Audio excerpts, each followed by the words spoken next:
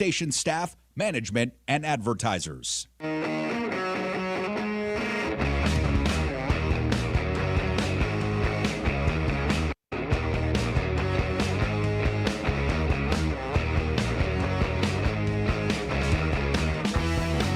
right, what's going on, everybody? Happy Monday. Hope everyone had a great weekend out there. Welcome, PTL Nation. Of course, the YouTube page at PTL Radio Show. We're on TikTok, we're on Twitch, we're everywhere. And we appreciate you being a part of the show, the Really American Network, of course, as well. Ryan Shedd's going to be joining us at the bottom of the hour. Popular left-leaning podcaster. Looking forward to catching up with him.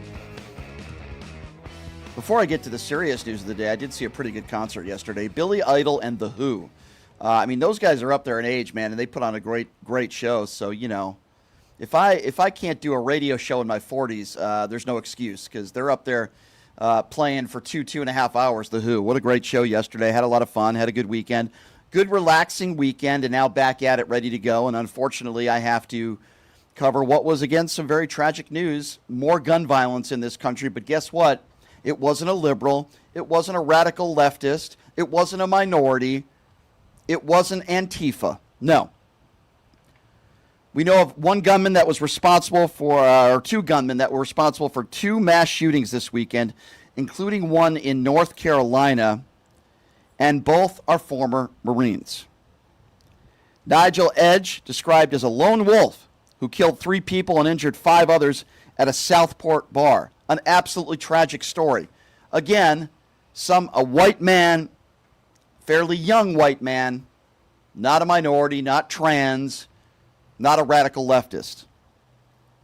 And then we're hearing more about this guy, Tom Sanford, the man who was accused of shooting and fire at a church in Michigan where there were multiple casualties, and another tragic story. At least 4 people are confirmed dead at the Church of Jesus Christ of Latter-day Saints, and Sanford joined the Marines in 2004. Now, both of these shooters are white. Both of these shooters are not radical leftists. In fact, I'll take it a step further. Thomas Sanford had Trump signs in front of his home. Thomas Sanford is seen in multiple pictures with Trump shirts on. This was not a doctored picture. He was a Trump supporter. In fact, he retweeted Donald Trump on social media about, you know, voting and the 2020 election being stolen. He was a radical rightist, not leftist. But you see, you won't hear that from the media. You won't hear that from Fox News. You certainly won't hear that from Donald Trump and J.D. Vance. They immediately want to blame all the gun violence in this country on the radical left. You won't see a tweet from J.D. Vance blaming this one on the radical right. You won't see a press conference from Donald Trump blaming this on the radical right. So what is their excuse this time? There are still people on social media that are blaming the left for these shootings. I mean, it's insane. And the only reason why I am bringing this up, this man's political affiliation, who killed all those innocent people in this church, and my heart goes out to them and their families. The only reason why I'm bringing this up is because the right always blames the left for all the violence in this country. It could be political violence, it could be anything. But when one of their own does it, and make no mistake about it, this guy who killed all these innocent people in this church was not a leftist, as I said, not trans, not a minority. This was a white, middle-aged Trump supporter who served in the Marines. And then MAGA Republicans want to talk about mental illness. Well, then why do you take Medicaid and health care away from millions of Americans? It's such a disingenuous argument, and I'm sick of it. So this is what Gretchen Whitmer had to say in the press conference, saying that she spoke with President Trump yesterday about this horrific tragedy. This community is reeling right now, and I want you to know that the state of Michigan has your back. Your grief is our grief. I ordered flags lowered statewide, and I spoke with President Trump yesterday, who wanted to share his condolences. We will be here every step of the way and coordinate a full response with our local and federal partners. Folks here at the township, at every level, have been working closely together. Well, I'm glad they're working closely together, and I'm glad Donald Trump is putting out his condolences, but nothing will be done when it comes to gun control. Nothing will be done when it comes to mental illness. They will continue to blame the radical left for what has taken place in Michigan. I'm glad they had a conversation, but I don't think it's going to get anywhere. It is interesting, isn't it, that after a Democrat official and her husband were killed, brutally murdered in a political violence attack, Donald Trump didn't even bother to call Tim Walz. And then there is the excuses from the right, including that joke of a network that we call Newsmax, where they're asking Representative Dan Moosser about these attacks and mental health. Have a listen to this exchange. Obviously, the tragedy in Michigan yesterday at the Mormon church. This is not the first. We've seen a lot of churches attacked here recently. I know Democrats will go for guns, but is this time we got to talk about mental health? Without a doubt, without a doubt. But as we were just talking about, if people are comparing Republicans and the president to Hitler, to fascists, okay, there are those that are mentally unstable out there that believe some of them. 2 days ago, Kamala Harris said, we got to fight fire with fire. We have a district attorney in Philadelphia who calls all Republicans, anyone who doesn't agree with him, fascist. The guy's nuts. He was paid for by Soros, and he needs to be taken out. But some people taken out as in election. Right. But some people believe these rants by leaders. And you know what, Mark? They're not calling them out when the things happen. They're truly not coming out and saying, we denounce this. We denounce the hate speak. We denounce, certainly, the violence. Yep.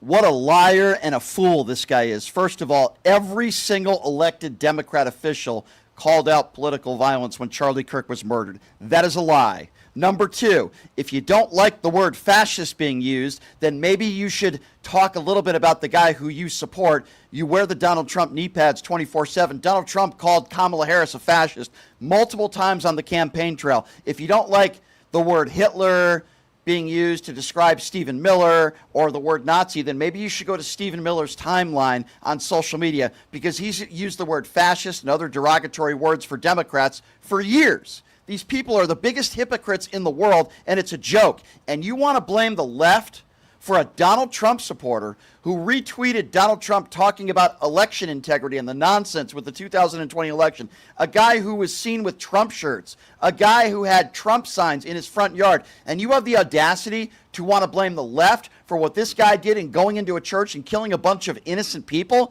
The audacity of these MAGA buffoons. That's what they are. These hypocrisy MAGA buffoons who will never talk about gun violence.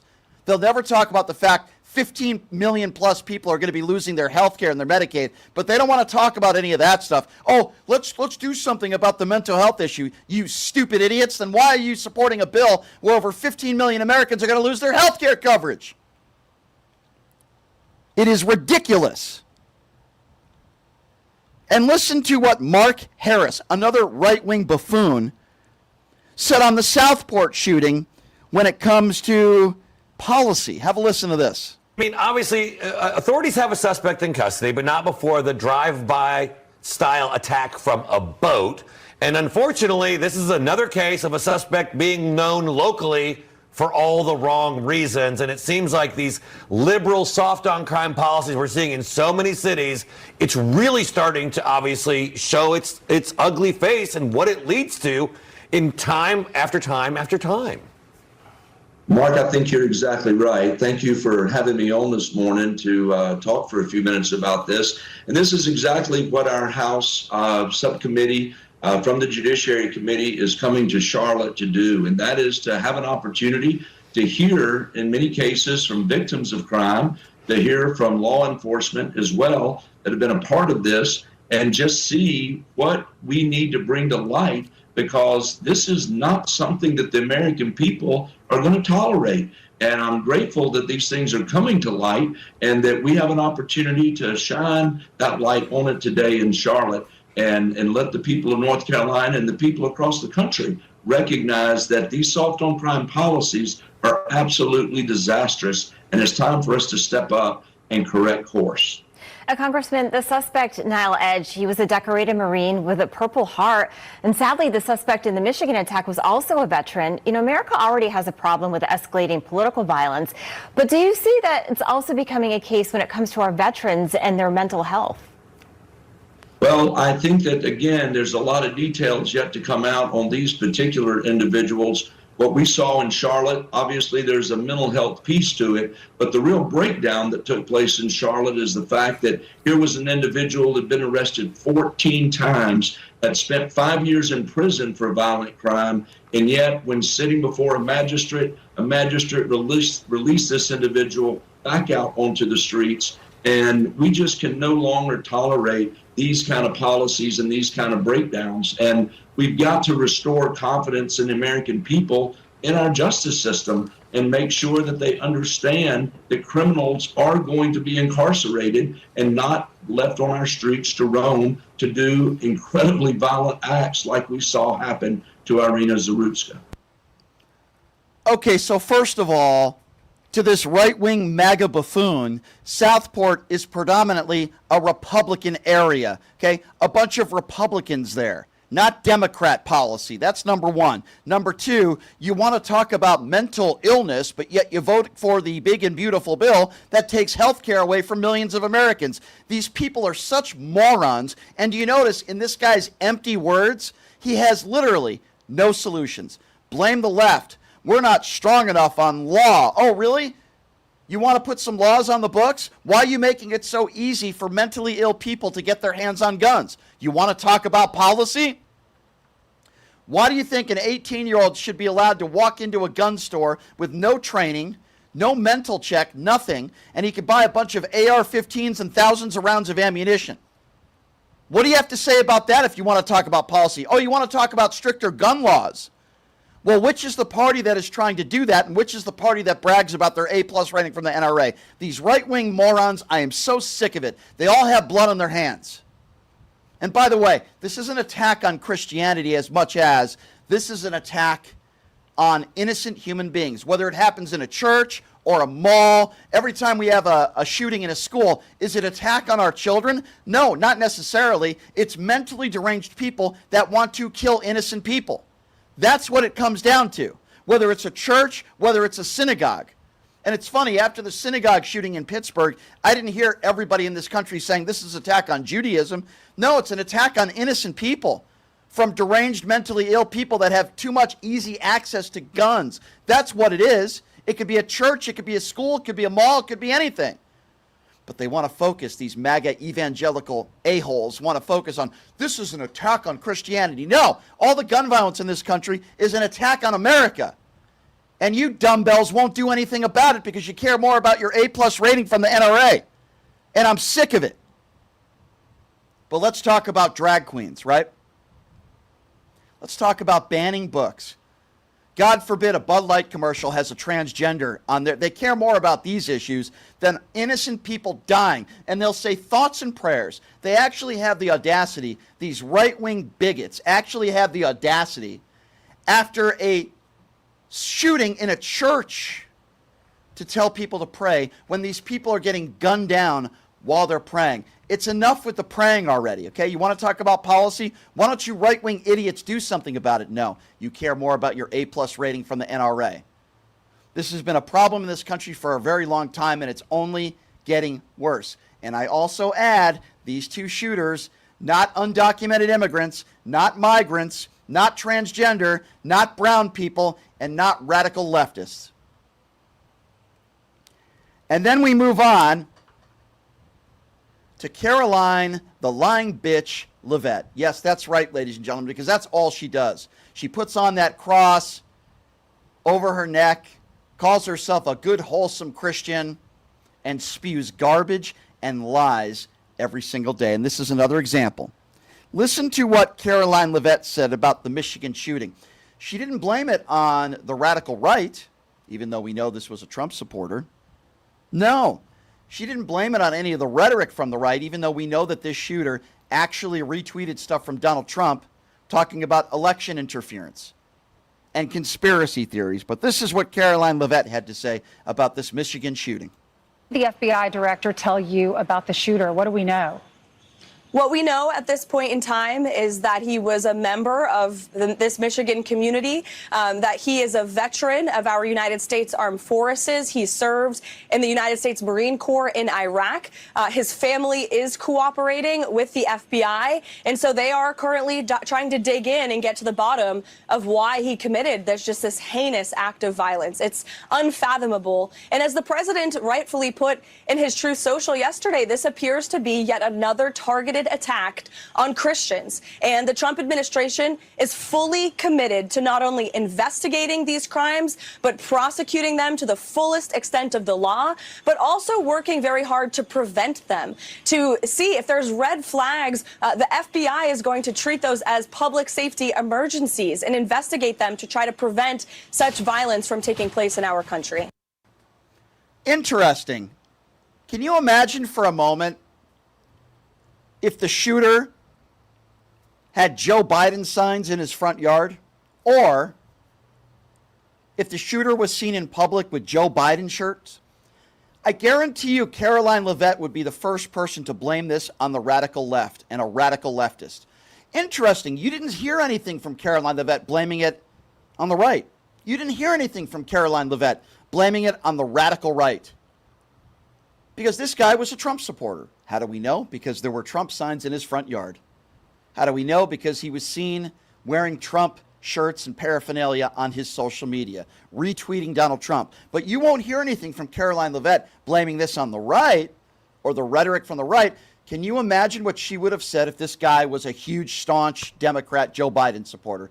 She would have only blamed it on the radical left. So would Donald Trump. But they don't seem to be doing that here. Geez, I wonder why. I wonder why that is. And now here's Caroline Levitt bragging about what the great job that they did in prosecuting people to the fullest extent of the law, like in the Charlie Kirk murder. Folks, it just gets worse and worse and worse. Have a listen to this.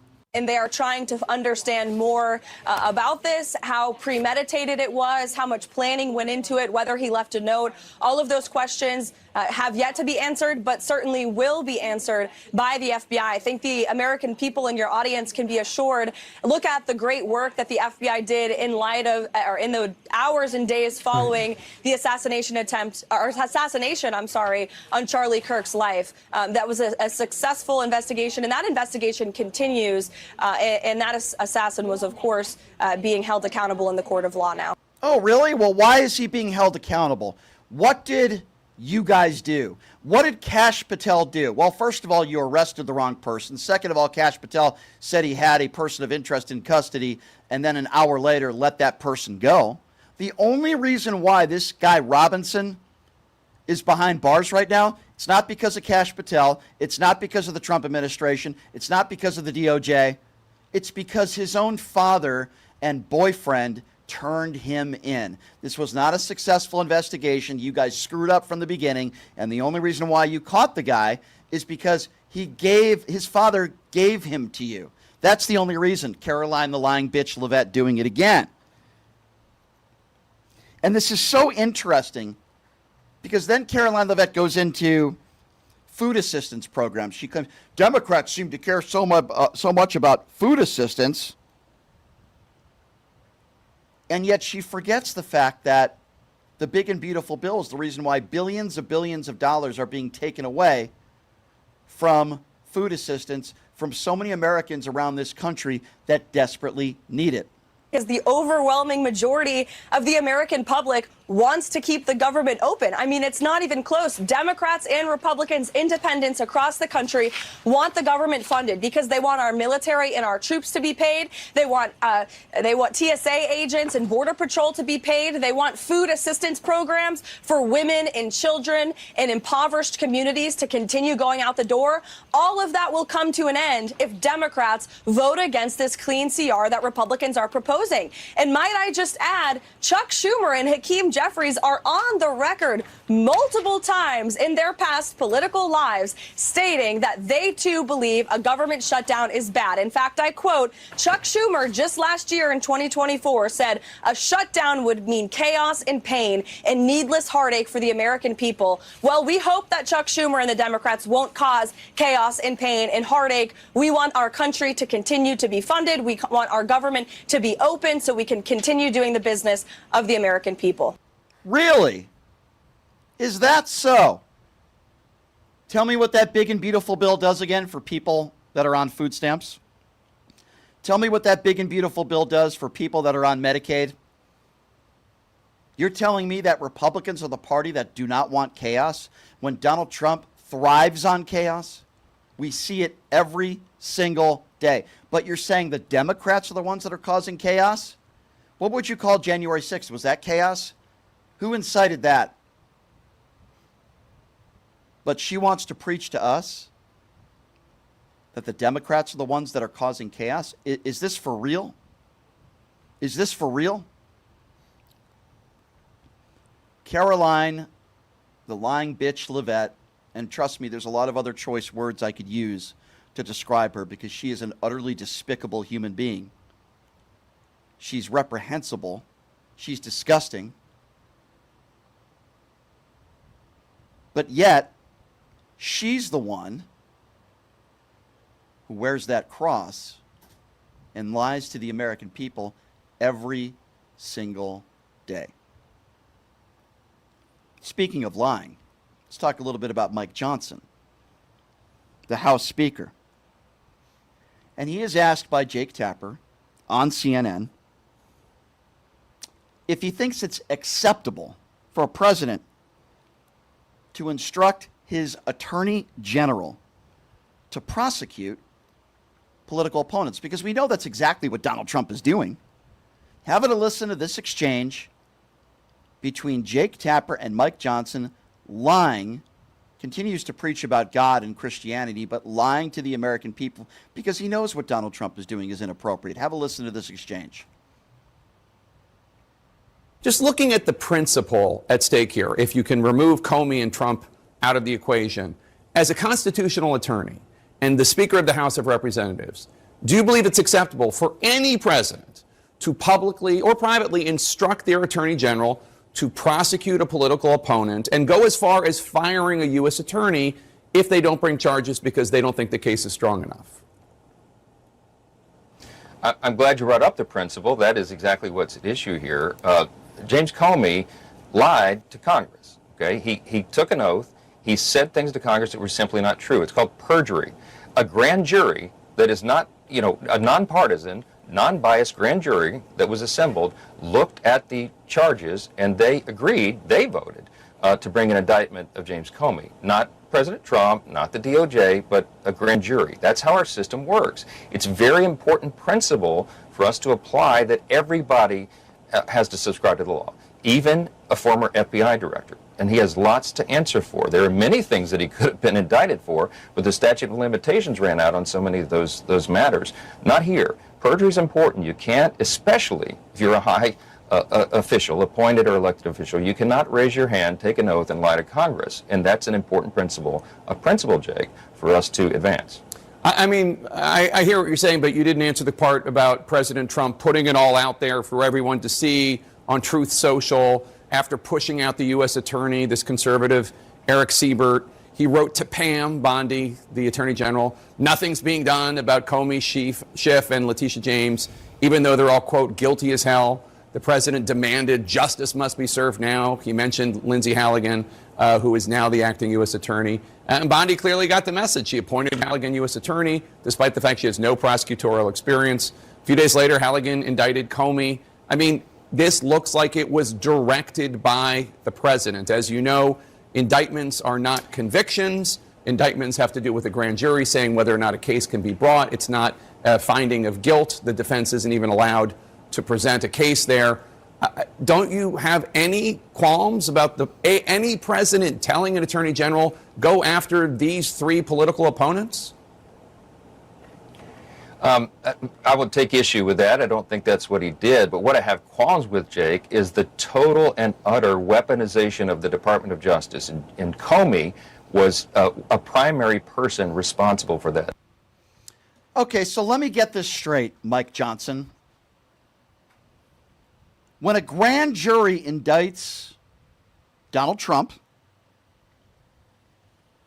you claim that it's Joe Biden weaponizing the justice system. We heard this over and over again from Donald Trump and all these MAGA morons.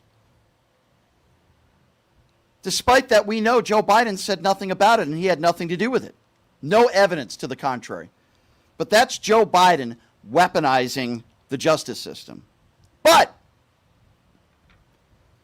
when Trump demands indictments and gets his personal lawyer involved to get one after his first MAGA appointee refused, apparently that's how our system works. Ladies and gentlemen, do you see the double standard and do you see the hypocrisy? It is a joke. And Mike Johnson is full of crap and just another person who calls himself a wholesome Christian, right? A man of God who, again, lying to the American people every day. He and Caroline Levitt, as far as I'm concerned, can go to hell. With that, we will take a quick break, and when we come back, popular left-leaning podcaster, my friend Ryan Shedd will be joining us. We'll take a quick break here, and we'll be back with Ryan, and of course your phone calls on the other side as well. You're listening to Pushing the Limits right here on KSHP. Hey everybody, are you struggling to find a pizza place that reminds you of Brooklyn? That true blue New York style pie? Well, worry no more. Stallone's Italian Eatery Pizza is a knockout. We're located at 467 East Silverado Ranch Boulevard, just off of Premium Road, half a mile east of Southport Casino, just minutes from the Las Vegas Strip. Come by and grab a slice of pie. Plus, check out our Brooklyn-inspired Italian cuisine. Our sandwiches are super. Hero, that is.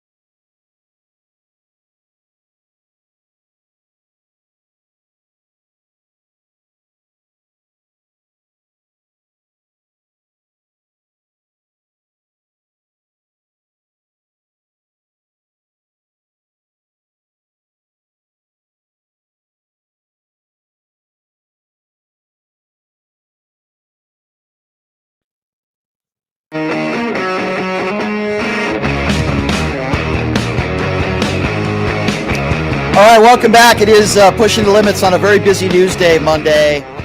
Donald Trump holding a press conference with Benjamin Netanyahu, again coddling to anything that Netanyahu wants. He has apologized for the attack on Qatar, where innocent people lost their lives. We just supposed to accept his apology. Oops, sorry about that. Donald Trump gloating and bragging once again. I'm the best president ever for Israel. They love me in Israel. Making it again all about him, while innocent people continue to lose their lives on both sides here. Just absolutely abundantly despicable. Programming note for you, Adam Mockler is going to be joining us on the show Wednesday. I believe Anthony Scaramucci is booked for Thursday, and some more very special guests are going to be joining us. What have we been talking about today? Well, obviously the two mass shootings that took place over the weekend. It's obviously abundantly clear that Republicans don't want to do anything about it. So we're talking about that. Oh, yeah, by the way, the church shooter, Trump supporter, MAGA signs in his front yard, seen with Trump shirts on social media, retweeted Donald Trump a lot. But you see, the right, they don't want to talk about that. They want to blame everything on the left. But then when it's one of their own, they just want to talk about, well, we need mental health. When a white person commits a terrible crime, they want to talk about, well, we need to get these people mental health evaluations. We need to help them with mental health. But when a black person commits a crime, throw them in jail and throw away the key. I find that to be very interesting as well. So joining us to talk a little bit about this and much, much more, a lot that took place over the weekend, very popular left-wing podcaster and my friend Ryan Shedd joining us right now on the show. Ryan, it is good to see you on a Monday, my friend. How are you? Good to see you as always, brother. Happy to catch up. Yes, good to see you. Thanks for coming on again, Ryan. I appreciate it. So more tragedy over the weekend. We have this horrific shooting that takes place at a bar where a former Marine, someone in his, mid to late 20s, I believe, white, commits this heinous act. And then we have this church shooting where it appears as though this is a Trump supporter, a MAGA supporter. These people are not transgenders.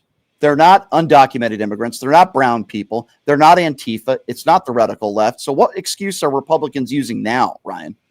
Well, they're definitely sticking to the transgender excuse, which is always interesting to me because honestly, what you just said, I think we had about half the number of what they claim to be transgender shooters just this weekend alone. Like you said, it's usually men that look like us, middle-aged, bearded, white, just name it. They look like us. They're not the other people. And the one that really should stick to us is the one that happened in a church, because I think it's even more nefarious than people are realizing right now, which is, yes, he was a Trump supporter. Yes, he had flags hanging off the back of his big old pickup truck. But also, why did he go after a Mormon church? We look back just a few weeks, and Charlie Kirk we all know what happened to him, and it was in Utah, and it happened from a kid who supposedly came from a Mormon family. So it's like, I think that those dots are starting to connect a little bit too. Was this some kind of retribution? What was the message here? That's what I want to know is we keep seeing that it is right-wing people doing this. The government got rid of a report that literally confirmed this. So what is the intention here? What's the message? I'm missing it. What do you think?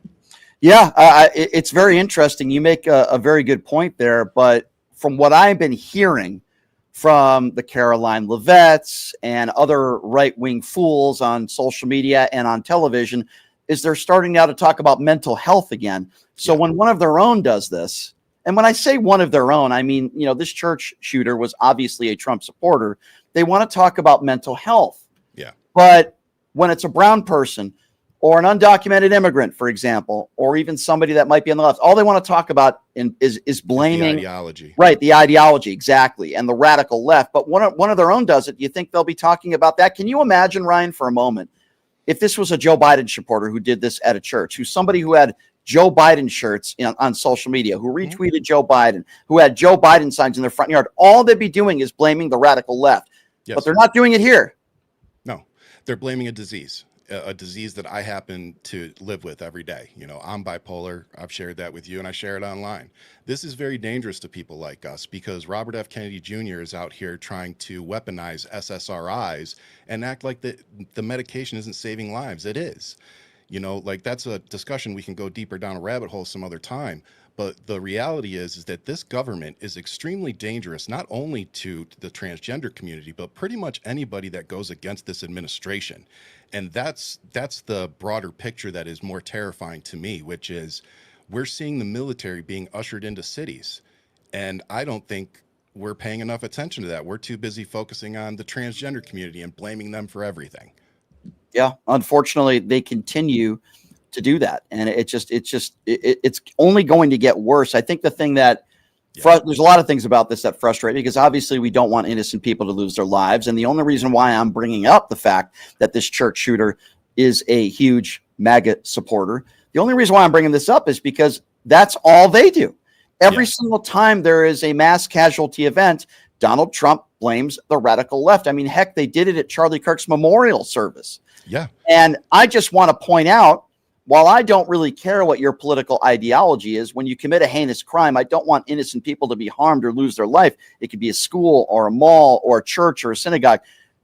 They never want to talk about the real issue here. And the real issue is obviously gun control. And they don't want to talk about that. They want to talk about mental health when it's convenient for them. But yet the big and beautiful bill takes over 15 million Americans, takes their health care away. So how is that going to help people that are mentally ill? I mean, they're such hypocrites, Ryan. Well, and that's, coming from legislators, to hear them blame mental health and then act like they don't control the purse strings to help us fix the mental health problem in America. 'Cause I agree with them. I do think that there's a mental health issue here in America right now. But the issue that I see is that Democrats want to actually do something to help folks. It may not be enough. You may not think it is, but they're trying. Whereas we have the other side, which is not only are they not trying to help it, they are literally taking services away from us, as you just pointed out. So it doesn't make sense. I don't know how anybody can support that. If you're going to blame mass shootings on mental health, then shouldn't the government be demanding that we do something? Yeah, no, I completely agree with you. And as so long as Republicans are in charge of the House and the Senate, we all know that nothing will be done except for thoughts and prayers. And that's what sickens me. It's so sickening. You remember the Minneapolis shooting that took place? Literally, children are praying. And after this horrible situation happens, they're saying thoughts and prayers, and we need to pray. Literally, people are losing their lives while they are praying. And that's all we hear from MAGA Republicans. Thoughts and prayers, mental illness. Thoughts and prayers, mental illness. But more weapons make us safer. Which I think, data shows that is not the case. When you introduce more weapons to any scenario, it's bound to get more dangerous. Just like most gun issues, they happen in the household because there are weapons in there. You take the weapons out, the issues don't happen. That's just a fact. But like you said, we're so focused on the culture, our gun culture, that we don't want to actually take the time to fix it. When we see what happened to Charlie Kirk, you see how fast the Republicans can move when they want to do something. But when it comes to, they want to lower the flags, they want to introduce legislation with his name on it, they want to put statues outside of colleges. They did all that within a week. How many school shootings have we had now since Columbine? And nothing? Nothing. Absolutely nothing from Republicans, and it sickens me. As we go to the YouTube super chat, the weirdo says, it's funny, I still haven't seen any retraction from Botox Queen Laura Loomer or stalker libs of TikTok since their left-wing shooter narratives folded faster than J.D. Vance in a couch store. That's actually kind of funny. Oh, that's good. That's a good comment, the weirdo. That was $10 well spent. I agree. That was $10 well spent. I agree. But it's true, right? You won't hear anything from Laura Loomer. No, they never retract anything. Candace Owens, Laura Loomer, they never retract. They just keep doubling down. I mean, these people are literally getting sued for defamation for saying things that are very easily debunked. It's all for the clicks. And that's what bothers me. You know what, man? We should just turn MAGA so that we can go out there and make $75,000, $100,000 a year pushing the MAGA agenda, because we can make a lot more money if we went out there and started pushing their agenda. But my morals, unfortunately, just will not allow me to do that. So I'm going to continue coming on shows like this and keep pushing the message, which is, this is crazy. This is not normal. Please, people, wake up. Start listening to people like Brian Shapiro and myself and every other, I'm not even going to say left-wing person at this point, every American that is paying attention and is not okay with this, because it's starting to bleed out into the right, into independence. They're starting to see how crazy this is. And this is the time that we need to reel these people in. Yeah, I agree completely. If you're just joining us again, Ryan Shedd, popular left-leaning podcaster, joining us right now on the program. Obviously, we're talking about these mass shootings that took place over the weekend. One from a Trump supporter at a church, and another one at a restaurant in North Carolina. It's horribly tragic. It's terrible. And my thoughts and prayers go out to, of course, I'm going to say that, to the families. But at the same time, thoughts and prayers aren't enough. I mean, there needs to be some action here. But and you're out here doing more, though. You know what I mean? Like, when we offer our thoughts and prayers, I feel okay doing that. I don't feel like a hypocrite, because of course you and I, like, we're out here pushing the agenda too. It's not just thoughts and prayers. No, we're saying, I'm tired of seeing you lose your loved one. I don't want to lose the loved one. I think it's ridiculous, and I would love to see some legislation for that. And I don't know why that's such a divisive statement. Do you? No, I don't think it should be devices. And the reason why we talk about it is because MAGA Republicans only offer their thoughts and prayers. They don't want to do anything to address the actual real problem, which is, of course, these weapons that people have way too much easy access to, that are mentally ill, that are committing these horrible acts. So, yeah, I agree with you 150%. Can I add on to that real quick? Sure. I just want to point out, too, that, again, I'm very open with my mental health and the battle that I have with it. And I also own firearms. Just because, you have a mental health issue, if you're being responsible and going and getting help, then that's what you're supposed to do. Sure. That's what we should be encouraging. But what happens too much is people are afraid of losing their security clearances. They're afraid of losing their gun rights, especially when you have Republicans coming out here and trying to use blanketed statements to say any mental health, you shouldn't own a weapon. That's not the case. But if you do have problems and you're going through the court system, that's a different story. Because clearly you're having some major issues. So, this is a debate that I think needs to continue, because I don't plan on coughing up my Second Amendment rights anytime soon. But I can definitely at the same time sit here and say, what we're seeing out in public between these mass shootings, we need to do something. I wish I had the answer. I wish I could sit here and give you a game plan, but I just don't have one. But I can say that whenever we find a good game plan, I'll be one of the first to start backing it. Yeah, no doubt about it. I do find it very interesting that, and I'm not saying it's wrong to lower the flag at half staff, but MAGA Republicans demand this if it happens at a church. But yet, when we see school shootings, for example, I don't hear MAGA Republicans talking about lowering the flag at half staff after Charlie Kirk gets brutally murdered. And we can both agree that was a horrible thing that happened. We wish it didn't happen.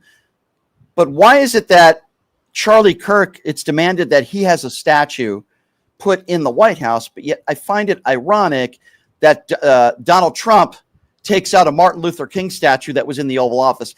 I mean, am I crazy? Is that just a coincidence? Or maybe race might have something to do with this? Well, I think if you add in the other thing where they moved Obama's portrait into a hallway that nobody goes down, again, when you factor in those facts, it's really hard to come up with a different outcome other than, you're either a racist, bigot, or there's some other agenda there that, we're not seeing.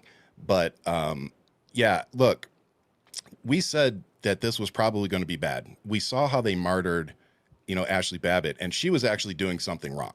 Like, she was actually breaking in somewhere. Correct. And her family got paid millions of dollars, by the way, which I find utterly disgusting. Yeah. Thanks for, you're right. Yeah. But then when this happened, I was live with Marcus on our show, and I literally said, after the shock kind of wore off, and you could see it, on my face. And after I said that, I said, they're going to use this kid. They're going to use this guy as a martyr. I was like, he was sitting in front of college kids, talking. Now, I may find what he said majority of the time disgusting and vile, and we can debate that back and forth all you want. But the reality is he was just sitting in front of, 500,000 people having a discussion, and we all saw what happened. Right. So, again, I don't know many people out there celebrating this happening. That's another lie. That's another lie from the right, by the way. I had to deal with this on the Piers Morgan show last week, where good episode, by the way. Yeah, thanks. I had Riley Gaines, who said one of the first words out of her mouth, besides saying that Charlie Kirk was her friend, which I do believe, she says, elected Democrat officials are celebrating the death of Charlie Kirk. I immediately interrupted and I said, you are lying. And she couldn't name me one Democrat. There is a difference between not wanting to celebrate somebody's life, which I refuse to do, and celebrating the loss of somebody's life and the murder. Now, not one elected official on the left was celebrating. Now, some people like me might have been saying, listen, he wasn't a good guy. I'm not going to celebrate his life. I think he said a lot of bad things. He didn't deserve this. I call out political violence. Are they that stupid, Ryan? I guess that's my question, that they don't understand the difference between celebrating somebody's death, which no elected official was doing, and not celebrating somebody's life. Yeah, they don't know the difference between celebrating and indifference. Those are the two words I threw around a lot. I'm like, look, I'm not going to sit here and become a hypocrite that I talk about all the time on my show. Like I said, I criticized Charlie Kirk a lot. Like, I really didn't find many things I liked about him that I found redeemable. But like you said, and like I've been saying since it happened, I didn't celebrate it happening. I was freaking shocked. You can see my live reaction on the show. Yeah. And I'm not going to sit here and condone it happening, because it could be you, it could be me, it could be Marcus, it could be anybody in my life. Right. That's the next victim. And that's what I'm thinking about. 2 kids lost their dad, and they don't deserve it no matter what their dad said. Absolutely. So I think that, I think the way his wife is responding is a little odd, but everybody grieves in their own way. And I am proud to be a part of not just the political side, but just the left ideology of people that I saw echoing the same thing. I did not see a lot of people saying, oh, this is great, that should have happened. I saw a lot of people saying this should not be happening in America. That said, his words definitely didn't help.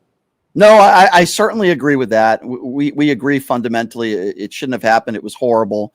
At the same time, I'm not going to sit here and celebrate his life. And the fact that they're even talking about, I guess Trump's going to give him some sort of Medal of Freedom award, I just find it reprehensible. Yet he doesn't even know the names of the Democrat who lost her life in Minnesota and her husband. Obviously, that was political violence, and he's not even aware of that. He can't even name the African-American police officer who was brutally murdered from some anti-vaccine nutcase in front of a facility, a guy who, by the way, served just like you did.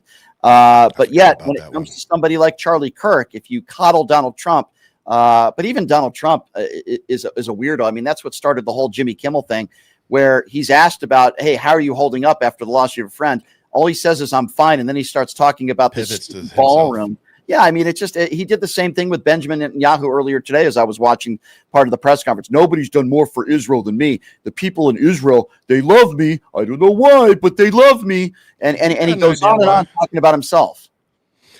Again, it's just really disheartening to see. We've watched the president now basically end up where Democrats have always been in Ukraine, which is now he's telling Russia to give Ukraine back their land and just leave, which is pretty much what we've all been saying. And so, look, I don't understand how this guy still has support. I can definitely understand why they needed to latch on to Charlie Kirk and try to whitewash his legacy the way they have, because it's going to, I've said this before and I'll say it again, I think that the attempt on Donald Trump's life helped him get reelected. And I think that they are going to use this in the same way. And I think that as much as we like to stop talking about this guy, we're going to be talking about him all the way up until at least midterms, if not 2028. Unfortunately, Ryan, I agree with you. He's not going anywhere. And the MAGA push isn't going anywhere either. That's why the midterms are so important. And obviously the 2028 election, and we'll see what happens from there on out. But you're right. I mean, bring up one more thing before you kick me out. Absolutely. And by the way, I love answering the questions. I would love to be on here answering some more of those comments.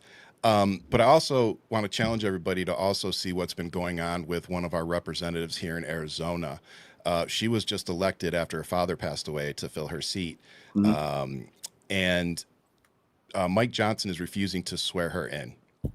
So one of the main reasons that he is reportedly refusing to swear her in had been that she would be a vote that would basically mean that the Epstein files would be released. Right. So there's definitely an agenda for not swearing her in. So Rep. Grijalda here in Arizona, show her a little support, because they're definitely making her go through it just trying to get sworn in. So Absolutely. No, I agree with you. Ryan, before I do let you go, or as you said, kick you out. I'd stay here all of 2 hours with you, man. No, I know. Well, I'm going to get you in studio to do that with me when you're in town coming up. Yeah, that'll be a lot of fun. Give out that social media information. You do 2 great podcasts. Give out that information as well. Yes, sir. So you can check us out. With all due respect, I co-host with Marcus Flowers from Georgia. That's a really good show. We have a great guest coming on this Wednesday. We go on at noon Pacific, 3 o'clock Eastern.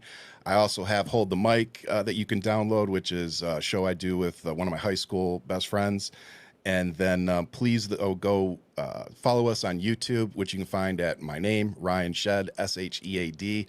Go follow us, catch all the shows, catch the shorts, all that. But as always, to you and the team, thanks for having me on, and appreciate y'all. Of course, Ryan, appreciate you as well, my friend. Have a good week, and we will catch up with you next week, and appreciate the time. You look good in blue, by the way. Thank you. I'll talk to you later, brother. All right, take care, man. Ryan Shed, everybody, good friend, great guy, does a really awesome job. And I appreciate him taking the time to join us. So what have we been talking about today? Well, if you've just joining the program, you've missed a lot. We just had Ryan Shed on. We're kind of breaking down these 2 mass shootings that took place, 2 white men. As far as the church shooter goes, we know that he was a Trump supporter. We know that he had Trump signs in his front yard. Why am I bringing that up? Because right-wingers out there always constantly want to blame the left, including Donald Trump and J.D. Vance all the way down. They lie and they gaslight, and they claim that it's the radical left that's causing all this political violence. Well, not the case. Certainly not the case over the weekend. And Caroline Levitt lying again. Mike Johnson lying again. Donald Trump coddling to Benjamin Netanyahu. Listen, I am pro-Israel. What do I mean by that?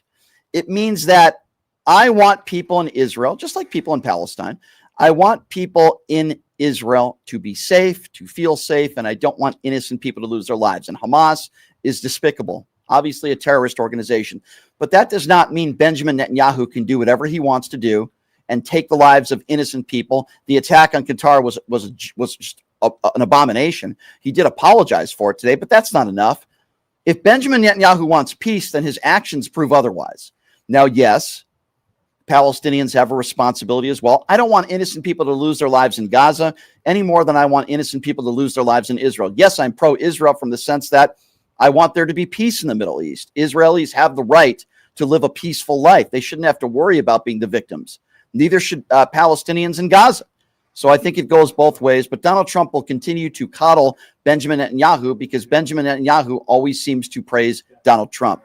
And it doesn't matter whether you're Vladimir Putin or Kim Jong-un, as long as you praise Donald Trump and as long as you coddle him, you are going to be just fine. And Donald Trump will take care of you. That's one of the reasons that makes him so dangerous. Going back to the YouTube super chat, Lori says, hi, Lori. Lori says, Brian, where is Doge when Trump is using our taxes, paying dollars for sporting events and helping Argentina make America first? Yeah, it's really sad. Well, you're right, Lori. You make a really good point there because Donald Trump certainly wants to bail out the economy in Argentina.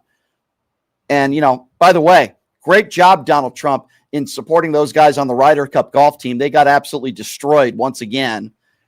It's almost like Donald Trump is the jinx. I don't know, ladies and gentlemen. I actually think he is. So the number to call if you want to be a part of the conversation is 702-221-7283. And again, that number, if you want to be a part of the show, it's 702-221-7283. Obviously, we are talking today about these 2 mass shootings that took place, one in North Carolina, one in Michigan. This, particularly this church shooting, is just awful, but it wasn't done by an undocumented immigrant. It wasn't carried out by a minority. It wasn't carried out by a radical leftist. No, it was carried out by a middle-aged white guy who happened to be a Donald Trump supporter. So the lies being put forth by the right continue. They're trying to make it sound like it was a transgender. They really want it to be a radical leftist lunatic, but it wasn't. But Donald Trump will continue to blame the left for all the violence that is happening in this country. All right, that number to call once again is 702-221-7283, 702-221-SAVE. Let's go to Dave. Dave is first up on PTL. Hello, Dave. Hey, Brian. Thank you for taking my call. Sure. At least I won 500 on bingo. That's pretty good. So congratulations on that. That's a good thing. Congratulations. So, thanks. You know, let me put it this way. You know, this is a sad situation. This seems like it's the new norm. It's like normal, you know, that these things are going on.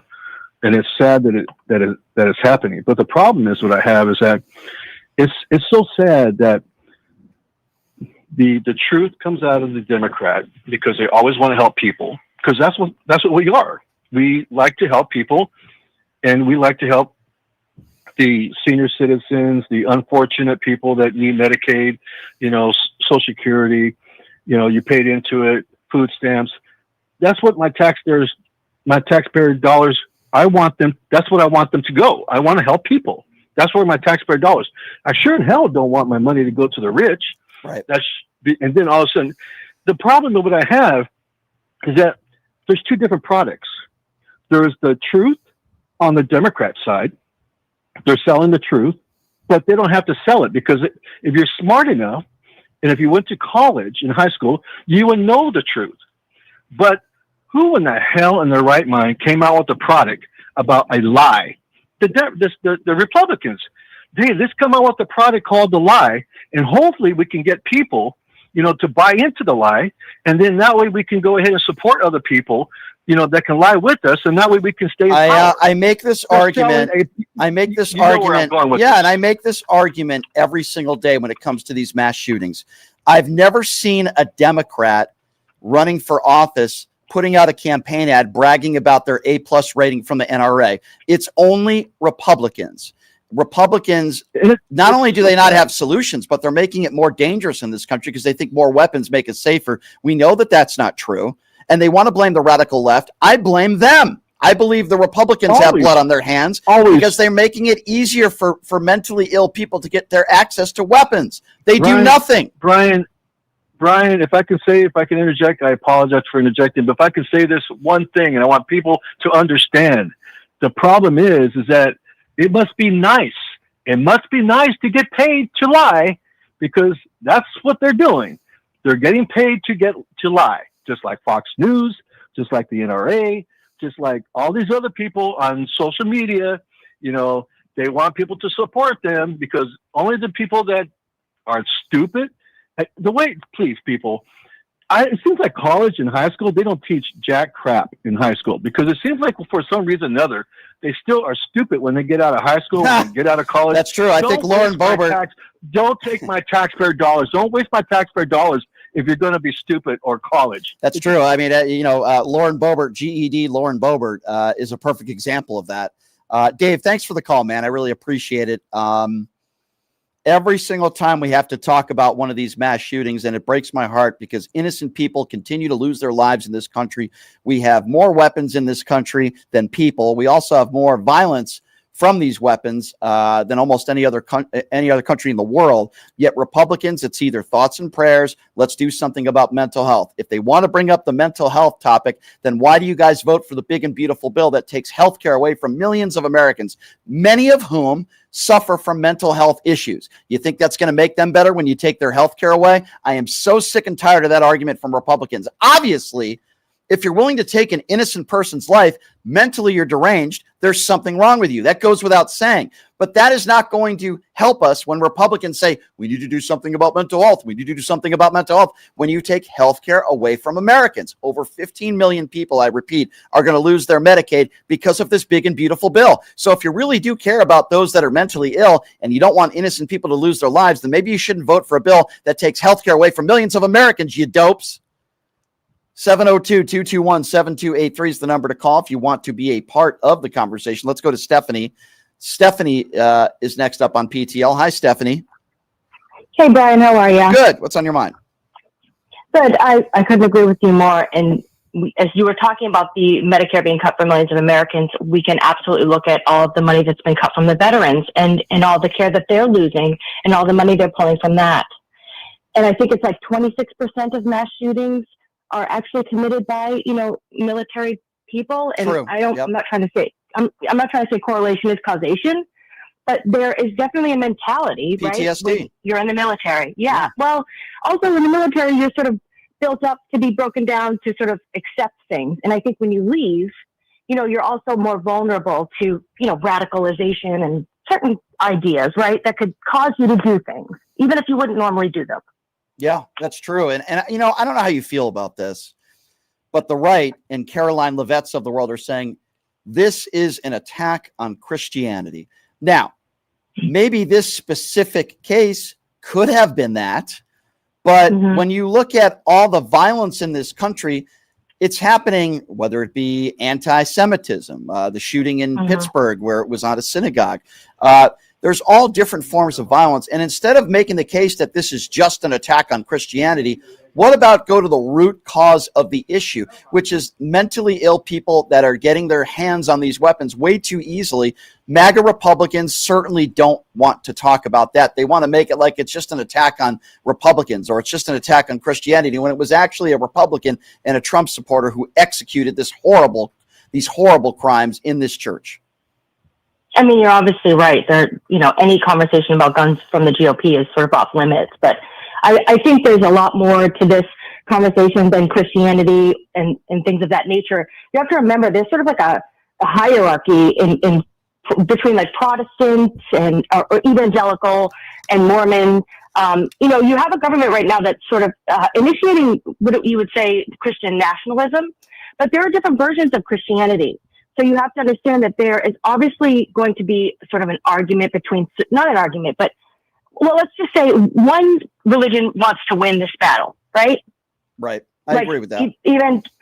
So I think it's more complicated than even that. But I couldn't even begin to explain it. I'm not an expert. Yeah, no way. Woman, but listen, out there. Go ahead. I was just going to say, in no way am I making it sound like this is an easy issue and we can conquer all and there'll be no more of this violence if we pass this law or that law. No, I'm not saying that. You're not saying that. Democrats aren't saying that. What we are saying is there are things we can do as a country to lower the violence. Raise the age from 18 to 21. Make sure there's mandatory training on how to use a weapon. Treat these weapons like a vehicle and that you have to re-register it and that you have to get a health check, eyesight, you name it.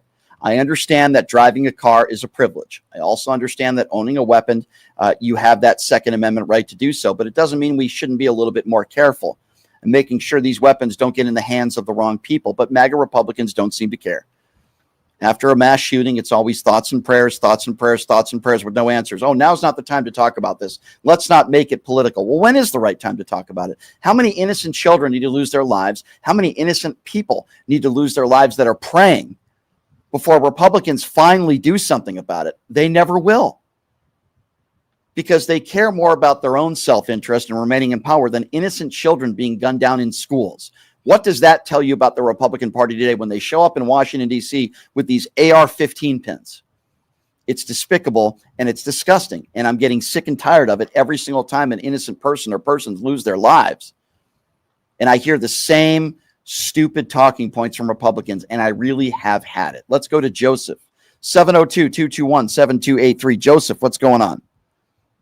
Hey, Brian. All right. Here's my piece. After hearing you, I agree with you about how the MAGA Republicans always say thoughts and prayers, thoughts and prayers, thoughts and prayers.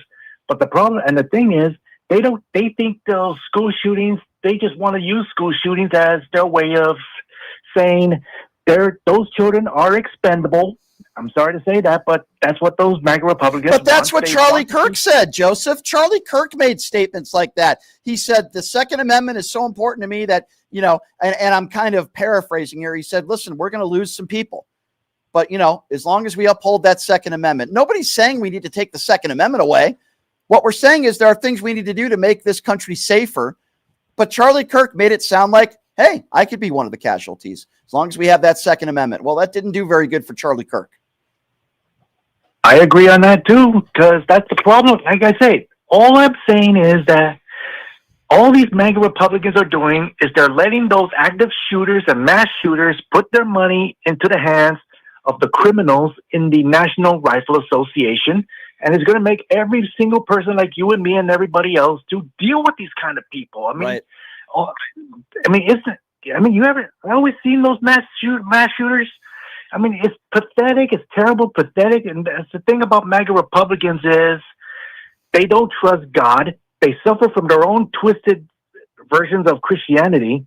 They think they understood the dogma, but not the faith.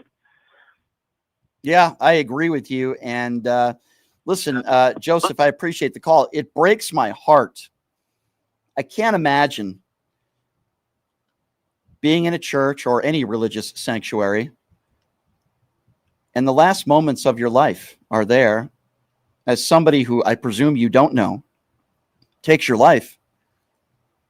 And in the last moments of your life, you're praying to God. And I'm really getting sick of people saying, well, our prayers with the family, we need to pray. You know, the Mike Johnsons of the world, prayer. Prayer didn't save those innocent children losing their life in that Minnesota school shooting. And prayer didn't save some of those people that were in church praying, might I add, over the weekend in Michigan. I am disgusted. I'm angry. I'm saddened. But I have no faith in elected officials on the right that really, truly want to solve this problem and do something about it, because they don't. They don't. And when you talk to some of these Republicans, they'll talk about black on black crime and they'll always bring up Chicago. Let me be very clear on this. I do not care what the color of your skin is. I don't want innocent people to lose their lives. I don't care if you're a Republican. I don't care if you're a Democrat. I don't care what color you are in the crayon box. But if you notice, MAGA Republicans will only bring up black on black crime. What about white on white crime? Let me ask all of you a question. After Charlie Kirk was murdered, did you hear any MAGA Republicans calling it white on white crime? Why is it when a black person commits a crime, they always want to focus on the color of their skin and they call it black on black crime? Let's get those troops out there to Chicago. But when a white person does it to a white person, MAGA Republicans want to talk about mental health. But if a black person commits a crime, they want to call them animals and thugs and use dog whistles. Ladies and gentlemen, what I'm trying to tell you is that is not a coincidence. MAGA Republicans will make it sound like undocumented immigrants and brown people are going to kidnap your children and murder you. But yet, so many times when we see these types of shootings take place, it's usually a middle-aged or young white person. They don't want to face the reality there. And quite frankly, I'm getting sick and tired of it. The lies from the far right continue. This is not the radical left that caused this deranged person to take innocent lives in a church. This was not the left that caused this deranged person to go to a restaurant and shoot up a bunch of people. This was not the radical left's fault. Let's go to Patrick. Patrick is next up on PTL. Hello, Patrick. How you doing, B? What's up? Also known as Uncle Fatty on YouTube. You know, I've got a thought about what one of the previous callers just said here. You know, the founding fathers were Christian men, and they chose to be deists for a reason. There was 8 different types of Christianity at that table. Okay. If they would have chosen just one, which one would they have chosen? So, that was their whole dilemma. That was their whole, thing with the Federalist Papers and trying to figure out why we need to have religion not blended in. Well, the Republicans struggle to separation of church and state. And I also want to remind everybody, when our forefathers were putting everything together, they had something called muskets. Okay. The weaponry that is used now is very, very different, but they also said well-regulated militia. This is not a well-regulated militia. There's nobody that can tell me that this is a well-regulated militia when you look at all the innocent people that are losing their lives every day. And what happened over the weekend, I'm sure you would agree, is horrible. What happened to Charlie Kirk is horrible. What's happening to our children in schools is horrible. Any innocent person, I don't care whether it's Chicago, Vegas, school, mall, political event, it's all terrible. I denounce all of it. But the problem is MAGA Republicans literally have no solutions. In fact, it's even worse than that. They're making the situation worse. So I'll give you an analogy and you can tell me whether you agree or not. Let's just say you have a friend of yours that eats really bad. He's overweight and his health isn't really good. And he knows what he should do, eat better and exercise. But one of his friends tells him, you should have McDonald's more. You should lie on the couch more. That's what MAGA Republicans are doing when it comes to all the violence in this country with weapons. They're making it worse instead of better. They're delivering the McRibs, bro. Yeah. I mean, yeah, they're delivering the Big Macs, really. Yeah. Yeah. But the cult mentality is much like addiction. And we have a major addiction problem in America, not just with substance abuse, sure, right, but with information abuse and disinformation abuse and trigger words and tactics of divide and conquer that go way back. Right. And when we hear things like "I love the poorly educated" coming out of our leaders, that's a bad thing. It's manipulation of the worst kind. And I mean, I've got an analogy for you. We don't vote for what we want. We vote against what scares us the most, right? And Diaper Dawn happens to have the best fear game. Mm-hmm. Xenophobia, man, they, them, and the others are not coming for you, right? They, them, and the others are made up boogeymen. They're trigger words like leftist. You even say leftist. Yep. And people just lose their, you know what I mean? Like, yeah, it's just insane. And it is insane. The addict never sees the addiction when they're in it. You're right. And it's hard for the friend to be a compassionate friend who is a real accountability buddy that gives constructive criticism, because constructive criticism, that's only seen as an attack. Mm-hmm. No, you're right. And being compassionate, it's tough to be Christ-like. And to let me tell you something. That's a bunch of nonsense. These J.D. Vances of the world and those on the far right, the evangelicals out there, they hide behind their religion and they think that makes up for their bigotry, whether they're anti-gay, anti-minority, anti-immigrant, anti-drag queen, anti-trans.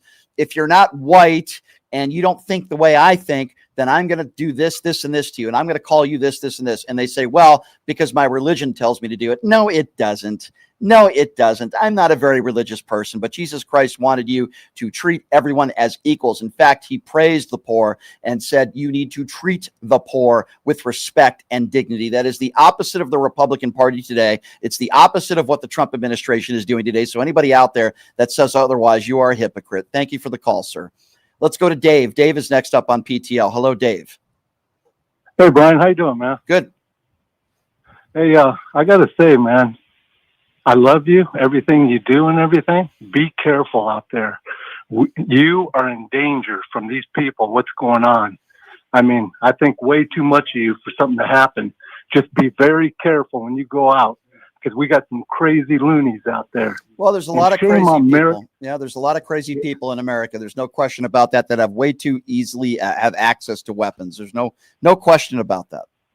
Not like this, though, Brian. This has gone into, it reminds me of the Civil War, North versus the South. This has gone rogue now. We are in danger. We need to all get out. I want all your listeners to listen good. Get out and protest, because evil is within now. And we need to do something about this. We have to get these people out and held accountable. Well, we're in it for the next 3 years. I don't have any easy answers. Obviously, the president does not respect the rule of law. He's going to attack all of his political opponents. I told you guys when he got back into office, it would be 4 years of retribution. That's exactly what he's doing with Pam Bondi. I didn't think it would be this bad. This big and beautiful bill is nothing but that. It's horrible for the American people who are going to lose food stamps and health care. But this is what the Republican Party has done for decades. This isn't something new with Donald Trump. This is what the Republican Party has done for decades, is that they cater to the rich and wealthy elites, and they do nothing except hurt the poor and those that are struggling, that are living paycheck to paycheck. They're against maternity leave and any single government program that could help a single mother raise a child, but yet they call women murderers who have abortions. I mean, these people are sick. They're sick. And that's the thing I don't understand. Why would you vote against your best interest? And I'm talking about these Republicans. Shame on them. Do they not see what's going on? Yeah, I mean, I think the short answer, my friend, is no. I think they're complicit. Think about all the people in this country that voted for Donald Trump. They didn't want to vote for a woman. They certainly didn't want to vote for a black woman. And they talked about her cackle. But yet they were willing to vote for a 34-count felon, a liable abuser. That makes me very sad where we're at right now as a country. I've always known that there are a lot of stupid people out there.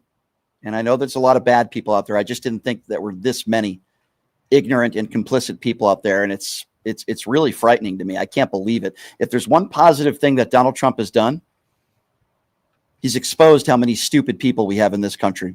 Ill-informed, ignorant, uneducated, people that are filled with hate in their heart. And I do not recognize this country anymore as I see it. I really don't. I know there's a lot of good. I know there's a lot of wonderful people out there, and I know we have a lot of wonderful people here in the PTL Nation, the listeners, which I appreciate very much. There's a lot of good people out there. But boy, there's a lot of ignorant, ill-informed people out there as well. 702-221-7283. Let's go to David. Let's go to another David. Line 3. Hey, David, what's going on? Hi, Brian. Great-grandpa David from Ohio talking to you again from the other day. Did you hear about this Jacob Chansley guy, the guy with the horns from January 6th? Yeah, Jacob did this show. He's suing Donald Trump for trillions of dollars. Yeah. I didn't know if you had heard that. Jacob's done this show, and he refuses to do this show again. And the reason why... I wonder why. Yeah, well, because I destroyed him. He's a complete imbecile. You want to talk about mentally ill.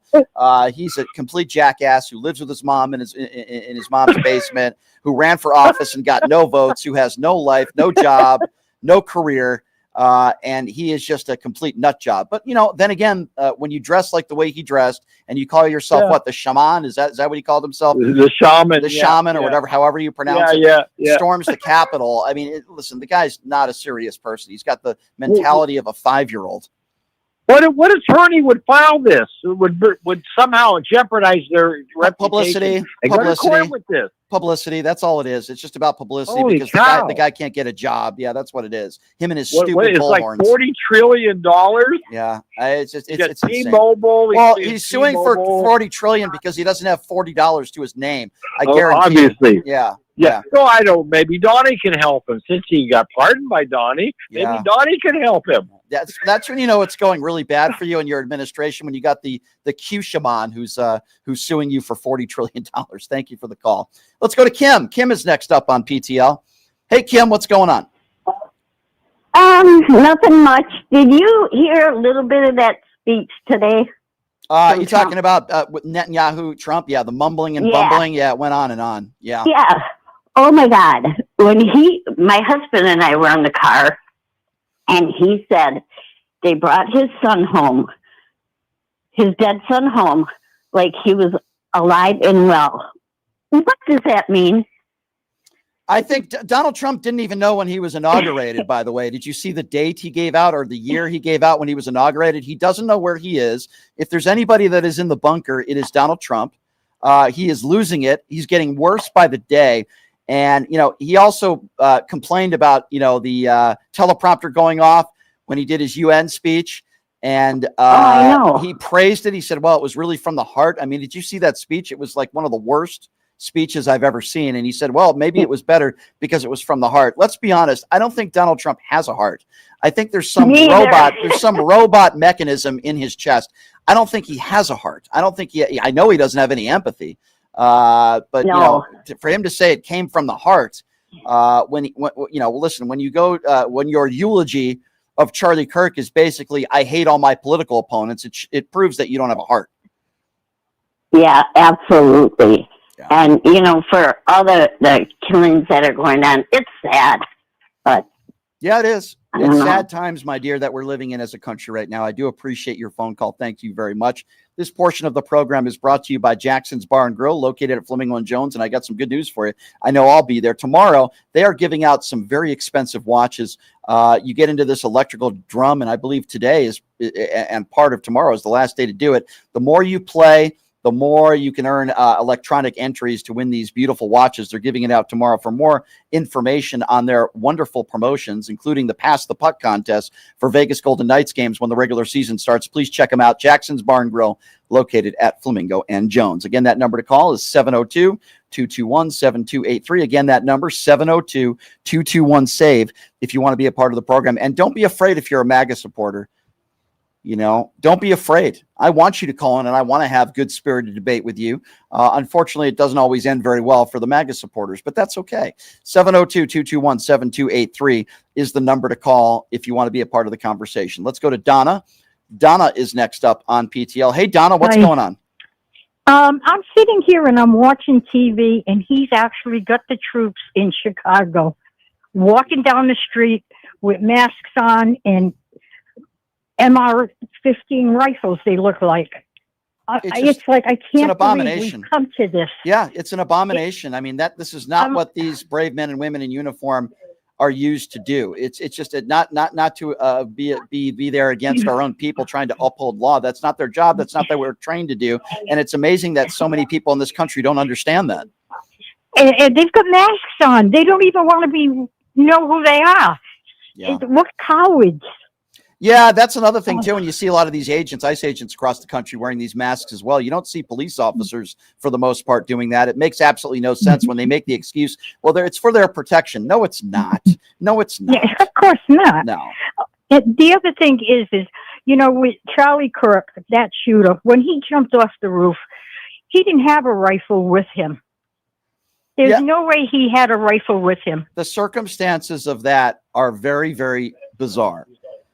They are very bizarre. I am not a conspiracy theorist. I'm not Robert F. Kennedy Jr., and I don't wear a tinfoil hat 24/7. I don't know if he was the only person responsible. I don't know. We're going to probably learn a lot more about the case, but I will say this, you're right. As he jumped off of that building, a lot of people that know a lot of things about weapons say to disassemble that weapon would have taken a hell of a lot longer than 30 seconds. That's right. So there's a lot of questions that need to be answered. Hopefully we'll get those answers in the trial. That's all I can say about that. I have one other thing. Yes. I'm from Massachusetts, and I'm going to say, go Red Sox. All right.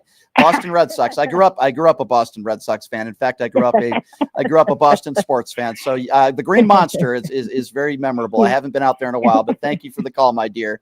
How about that Noma Garcia Para? I love that Boston accent, by the way. 702-221-7283. Let's go to Matthew. Matthew is next up on PTL. Hey, Matthew, what's going on? Good afternoon, Brian. How you doing, Hi, sir? good. What's on your mind today? Yes, sir. All I want to say is Pete Hegseth, the Secretary of so-called War, is organizing a meeting with the top generals. Correct. And it's a similar strategy that happened in 1935 when the Nazi troops started to form their new army and basically, dedicate their loyalty and their soul to Hitler. So what I'm thinking, and this is my own assessment here, is I believe that the time has come where they're going to try to use deadly force with the military against the American people. Well, here's what's troubling to me. And I'm not saying you're wrong. I don't know. What's troubling to me is that nobody seems to know what this meeting is about. Nothing has been leaked. Nobody has been told what this meeting is, which leads me to believe there is some sort of big secret. And I would imagine once this meeting happens, it's going to get leaked and we're going to find out from somebody what's going on. But at the same time, very troubling to me. I'm curious too as to what this meeting is going to be about tomorrow, but we'll find out. Yeah, Brian, I agree, man. This, I believe right here is the turning point of where we're going to head. I believe that this is a distraction, but also military force to prevent the election from happening, and for us to forget about the Epstein files and all of that. So this meeting is a very big deal, sir. Yeah, it is. And we'll have to wait and see what happens. And hopefully when we do find out about it, hopefully we will, please call back and give me your thoughts. Anything that Pete Hegseth is a part of, I'd be very concerned about. I'm surprised he's not holding this meeting on his Signal chat. 702-221-7283. Again, that number, if you want to be a part of the conversation, 702-221-SAVE. Let's go to Terry. Terry is next up on PTL. Hi, Terry. Hey, Brian. Good afternoon. Hi. Couple things. Mike Johnson, no, we're not weaponizing the DOJ. The left are not weaponizing the DOJ. Your people are weaponizing the DOJ. Well, of course that's the case. But Mike Johnson is going to once again lie to the American people. Of course, there's no evidence that Joe Biden weaponized. In fact, his own DOJ went after his son, Hunter Biden. Do you think that Pam Bondi would ever go after Don Jr. or Eric? I also call them Uday and Kusei. Do you think that Donald Trump's DOJ would go after any of Donald Trump's family members? and charge them with a crime? Of course that wouldn't be the case. So if there's anybody that's weaponizing the DOJ, it's not Joe Biden. It's a guy by the name of Donald J. Trump, also known as Cheeto Jesus. Yeah, I honestly don't know of any sitting former president that, weaponizing the DOJ, and I'm really, really kind of fed up with it. Making up all these, let's go make some allegations up and waste taxpayer money. The last thing is on James Comey. James Comey, you actually handed the election to Trump in 2016, and you're all concerned about his lying and everything else. However, you're sitting in the White House as a sexual, a sexual offender and defamer and 34-count felon, and the leader of the insurrection, a pathological liar, is occupying the White House.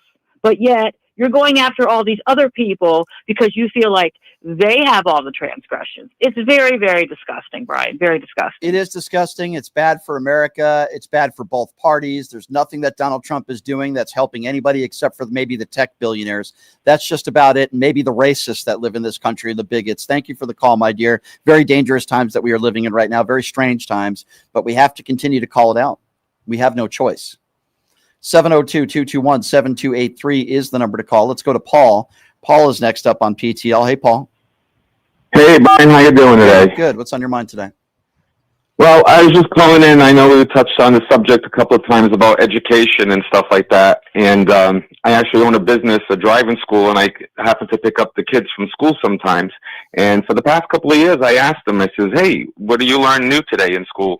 And I always get the same answer. They shrug their shoulders and they shake their head. And I said to myself, you didn't learn anything new in school today? Not one single thing? And for the past couple of years, I asked this question, and I still yet to have one student say, this is what I've learned new. This is what we did today that was new. And I think this is why one of the issues we're in the situation we are today is education is just lacking. I don't know what's going on. I don't know if parents at home aren't teaching their kids. Teachers are probably doing the best they can to teach their children, but I just feel like somewhere along the line we lost our American history and we lost the ability to critical thinking. We're living in times right now where most of the Republican Party say that teachers are indoctrinating students. So now teachers are afraid to speak out.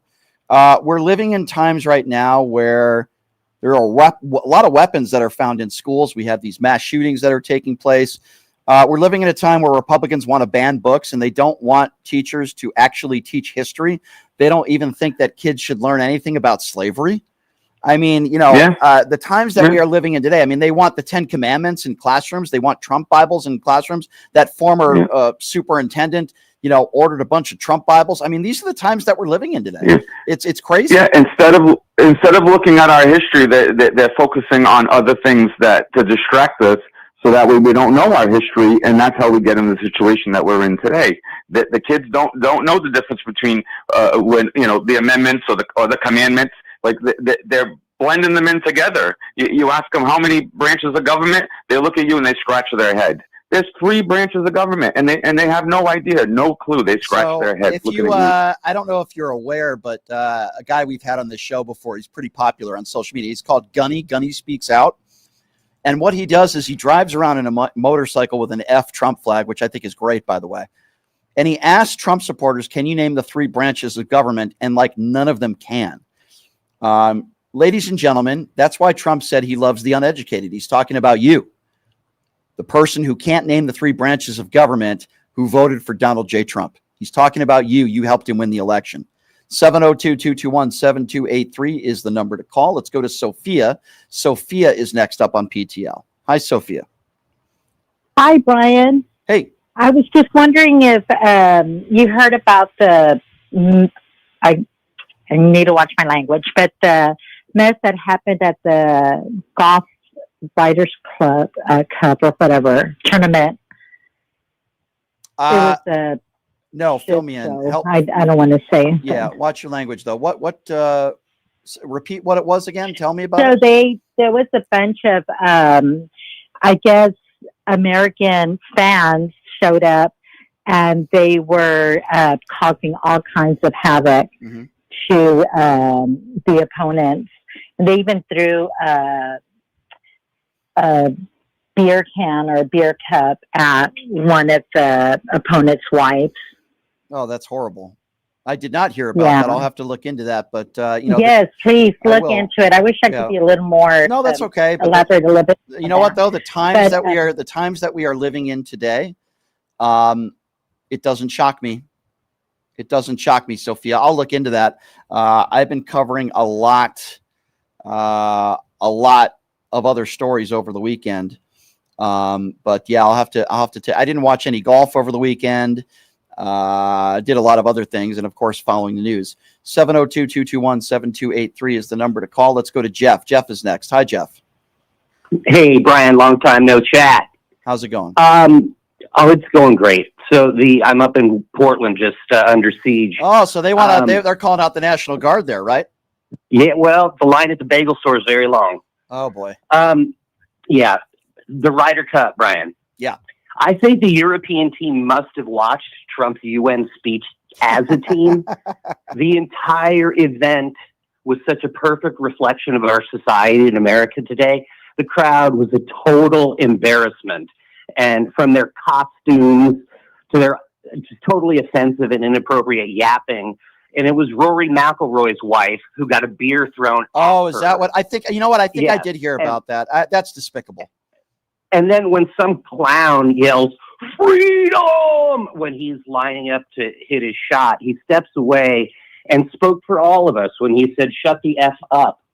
And I will say that Team USA gave an excellent effort coming back yesterday, but Bryson DeChambeau and Justin Thomas have just a little situational awareness, please, because when you're playing to the crowd like the Hulkster and you're losing badly, I mean, it's the Ryder Cup. It's not the Waste Management Open.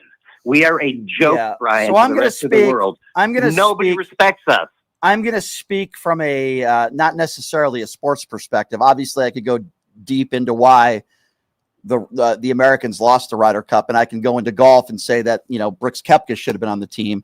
I could say that a Patrick Reed should have been on the team, but not in a non-golf way, because some of these people might not know who these names are. I will say this: that fat slob, who's also called the president of the United States, showing up there was an embarrassment.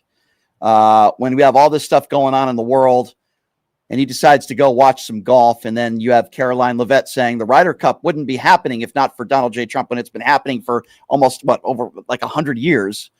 So it got off to a very bad start, and I think that was a distraction. And I would also say this. Golf is an elitist sport. I know, I've been around the game my entire life. And there are a lot of Donald Trumps of the world out there. And I believe Tiger Woods did a great job at bringing people that maybe do not have a lot of money around the game, which I think is great. But then you have a lot of spoiled people and people with a lot of money and a lot of Trump supporters, quite frankly, a lot of Now, I think Bryson DeChambeau is great for golf. Don't get me wrong. I've met him. Seems like a really nice guy. But there's a lot of elitists that are in that golf world. And I find, not in every case, but I find with the Europeans, there's a little bit, at least on the golf course, a little bit more fight with them and a little bit more pride. And yes, you are correct. Some of the fans, not all of them, but some of the fans out there were absolutely classless. The hecklers were despicable. I didn't see the video of that beer can hitting Rory McIlroy's wife, but I did hear about it. I didn't see it, but I can tell you that it's an embarrassment. I remember the Malice at the Palace in Detroit. I was watching that game live, and a lot of that responsibility obviously is on the players that day, but that was an embarrassment to the NBA. It was an embarrassment to the country, right? And I see what happened at the Ryder Cup, and it was an embarrassment. It's an embarrassment to the country, and it's an embarrassment to fans that were there. I don't know what's going on in this country. I just don't understand where we're going. Where you go to a football game, you go to an NFL football game, and if you're wearing an opposing jersey, you got to be afraid that you're going to get assaulted. Like, I don't understand the times that we are living in today. You can't even go to a football game and enjoy yourself. It never used to be like that. I mean, heck, when I was a kid, I went to LA and I wore a Celtics jersey. I had some comments, but they were lighthearted from Laker fans. I didn't feel for my safety. Now there are people that are going, whether it be the Ryder Cup, whether it be an NFL game, for the act. I mean, what has happened in this country? Is it the Trump effect? I don't know. But at a golf tournament, listen, I've always known that the Ryder Cup is filled with emotion, right? And I get that. There should be. You know, you're playing for your country. There's going to be people that are rooting against you, people that are rooting for you. But yeah, you're right. What took place over the weekend there is despicable. And I'm sorry, but I'm going to bring Donald Trump into this a little bit. He was there the other day. Is he bringing people together as a country? No. He's separating us. We see it at the Ryder Cup. We see it on the golf course. We see it at football games. We see it in church. We see it everywhere. Many people in this country, some of whom don't talk to family members because we are so divided politically. It's got to stop. I don't care whether it's a sporting event, at a church. It shouldn't matter. Am I wrong? You don't put any responsibility on Donald Trump. I'd love to hear why. I do. I put a lot of the responsibility on Donald Trump and why we're seeing political violence in this country, so much of it, so much violence in general, and so much hate. Well, guess what? When you've got Klan members and you say there are good people on both sides, maybe that's the guy who shouldn't be the leader of the free world. Maybe the guy that's speaking at Charlie Kirk's memorial service when he says he hates all of his political opponents and he hates Democrats, basically, maybe that's not the guy who should be the leader of the free world. I'm just saying, maybe that might have something to do with why there are so many people that are filled with hate and they're so angry and there's so much political violence in this country today. Where are we today as a country? Where are we? 702-221-7283 is the number to call. Let's go to Jason. Jason is next up on PTL. What's up, Jason? First of all, I'm going to tell you right now, the right is no longer a party of life. I don't want to hear them ever say they believe in life because you can't tell me with all these kids shooting. They're happy with people dying, but just not their people. So they're not a party of life at all. Number two, I want to point this out. I would love to love the other side, but MAGA has made it impossible to want to be even around them. And it is in our anthem. United we stand, divided we fall. We're about to fall. We are ununited, and we're about to fall as an entire country because our president has decided he hates half the country. So if we can't be united, divided, we will fall. It says it. And so Trump heard our anthem, our president leader, and decided that we need to be divided. So, but Jason, can I just add something to what you just said? It'd be one thing inappropriate at the water cooler if somebody said, boy, I hate those Democrats. You know, that'd be one thing.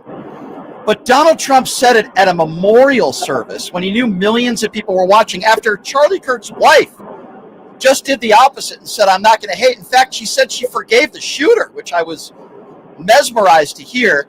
And then moments later, Trump says he hates half the country. It's unbelievable. Yeah, but the whole point is this. And then I'm telling you, I think he's a pawn for Russia. Because there's no way in the world somebody that's supposed to love this country would do so much damage. I mean, he is doing irreparable damage. I mean, the soul of our country is being destroyed because no matter what, when I was a kid, no matter what happened, I always cared about my fellow Americans. We have Americans that can't stand the other side. I mean, actual hate. And so there's no way we could be a united country ever again. There's too many people that hate us on the other side. And just because we're intelligent and we think and have logic and they have nothing but cult-like figures in there, there's nothing we can do because they're in a cult. You can't talk to somebody that's in a cult. That's true. I try to have discussions with people that are cultist members, Jason. I agree with you, and I appreciate the call. I said this at a Trump rally last November. I said, you didn't see people with malarkey signs on the back of pickup trucks, right? You didn't see people buying Biden Bibles. You know, Donald Trump literally has people buying his trading cards and patches of the suit that he wore. when he was indicted. I mean, this is a cult. 702-221-7283. Let's go to Lauren. Lauren is next up on PTL. Hello, Lauren. Hi, Brian. Hey, Lauren. Hey, I think this separation goes much further back. I had a child that was getting an award with the then Vice President Al Gore back in Washington D.C. and I was there with my wife and my child, and at the end of it, they were taking us down to go get pictures with the vice president. And the thing that was really strange to me is, I mean, I've mentioned before, my wife's a Democrat and I'm a Republican. When I started to go down with my wife and my child to get pictures with the vice president, I was told I couldn't go. And I said, well, why is that? I said, does the vice president have a problem with the with the Republican? And the lady just turned back and said, F you. Where do you think that's Ford Theater? Where do you think Washington D.C.? Okay, I'm sorry that happened to you, Lauren. Where do you think that's coming from? From the top right now in this country, do you think more of that hate is coming from the left or the right? Well, I guess it depends on what side you're on. No, I don't think it does. I don't think it does. Well, that's your opinion, and my. Okay, well, let's go with that. Let's go with that. Let me ask you a question, Lauren. Can you name me one Democrat that was celebrating the shooting of Charlie Kirk? No. Thank you. How about the Paul Pelosi attack? Well, what does that have to do with? It has to do with Republicans and Democrats, and you're saying it happens on both sides, and you're not willing to admit that it happens more on the right. Then give me one Democrat that has praised political violence that's an elected official.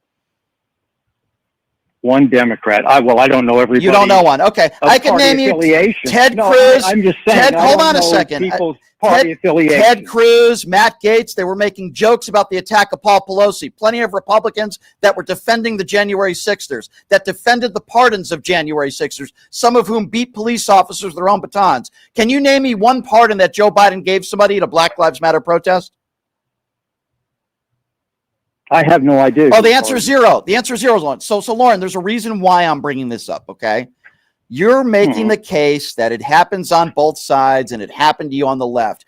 I'm trying to give you fact-based stuff.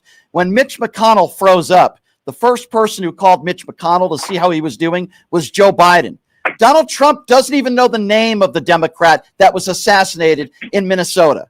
There is a difference between the left and the right. I'm not saying everybody on the left is perfect. I disagree with anybody that was celebrating the death of Charlie Kirk, but there was not one Democrat elected official that did that. And what I'm trying to tell you is when it was announced that Joe Biden had cancer, there were Republicans that were cheering. There were Republicans that were happy. It's not both sides, Lauren. It's happening a lot more on the right and left. When Donald Trump was shot, there was definitely plenty of people. Name me one Democrat. Name me one Democrat in office that thought it was a good thing. A politician. I can't give you a politician. Right, because there weren't any. But there weren't any.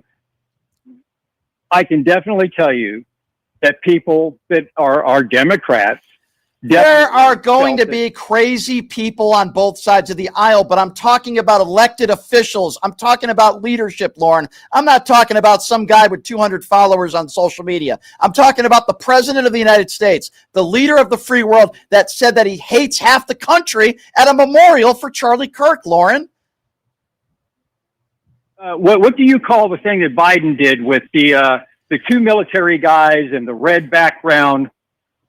And say, go ahead and attack us. We got planes. What are you talking about? Do you remember that? What are you talking about? Joe Biden was on television, on a national television. You're comparing Joe Biden to Donald Trump when it comes to empathy and division? Are you really doing that? What I'm talking about, I'm giving you an example. What about what I just said, Lauren? What about what I just said? What? Can you imagine Joe Biden at a funeral or a ceremony trying to remember the life of somebody, saying that he hates half the country? That's what Donald Trump did. Nothing to do with what we're talking about. It has everything to do with. It has everything. You're giving me an example of some Democrat or vice president allegedly that didn't want to take a picture with you, claiming because you're a Republican.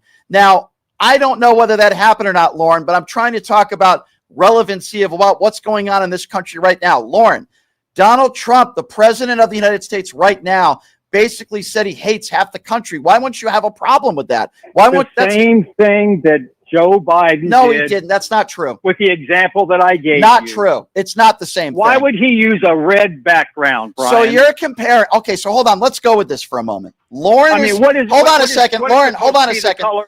Lauren, hang on a second. Okay, let me respond to what you're just saying because I am mesmerized. I am blown away. I just mentioned the president of the United States saying basically he hates half the country at a memorial service when the political tension couldn't be higher.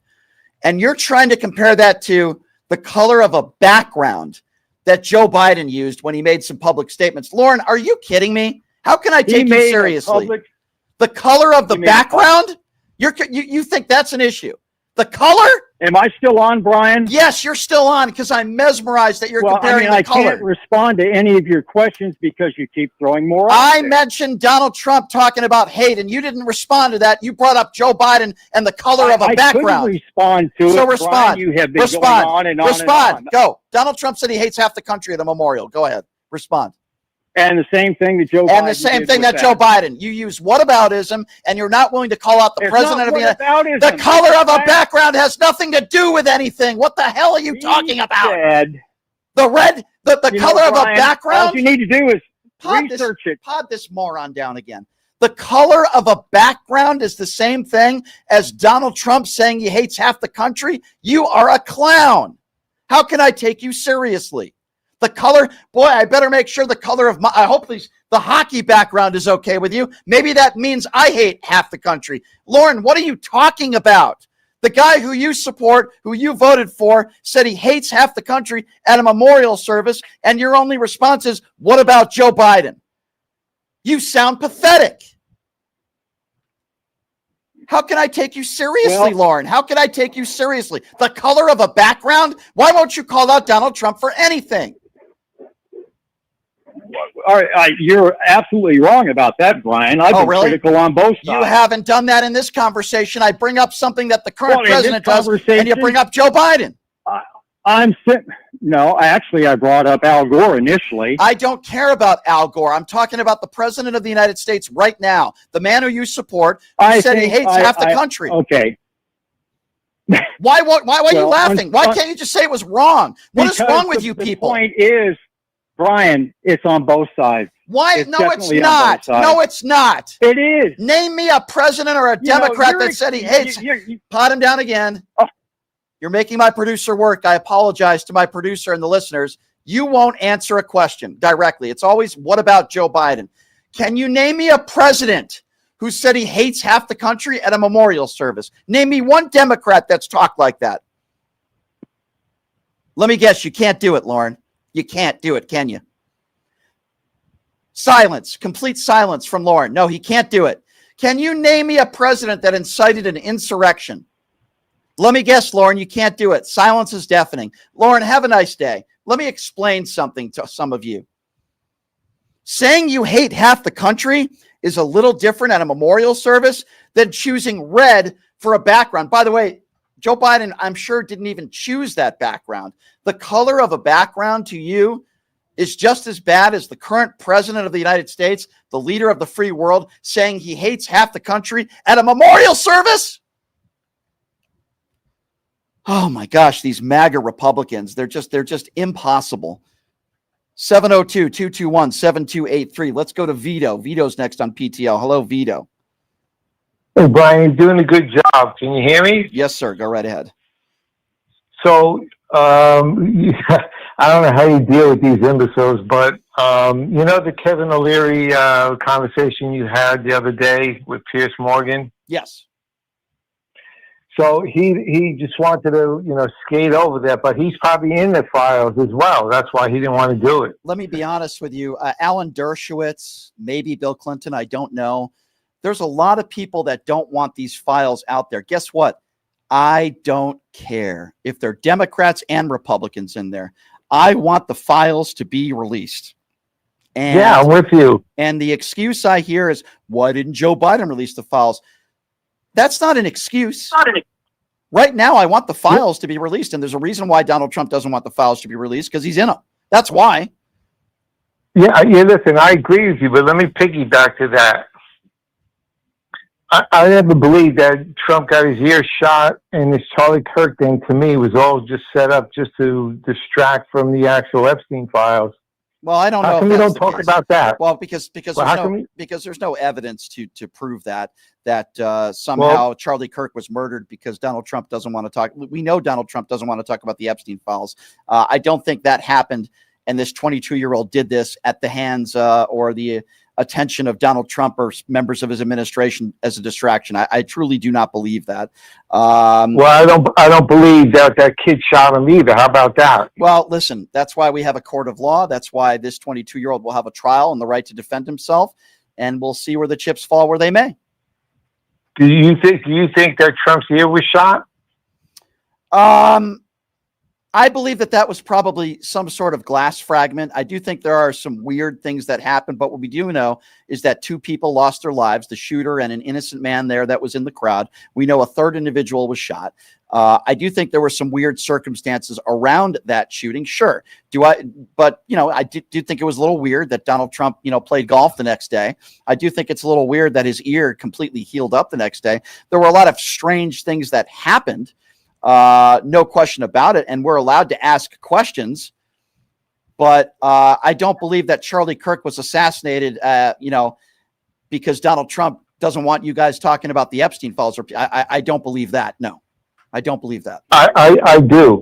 But listen. Well, you have the right to believe that if you want to. I just would respectfully disagree with you. No, I appreciate you doing this and what you're doing, but I don't know how you deal with these people who are ignorant. Most of these people can't name the 3 branches of government. They get on, they don't know the Bible, and most of these people are Christian nationalists. Would you agree with that? Yes, I would agree with that, and I think they all follow the leader of Stephen Miller, so I do agree with you. Let's go to Peter. Peter's next on PTL. What's up, Peter? Hey, Brian, real quick. I know it's coming to an end, but I wanted a quick question. Do you personally know anybody or have a relationship with anybody that compares to someone like Lauren, the guy that you were just talking to? No. No.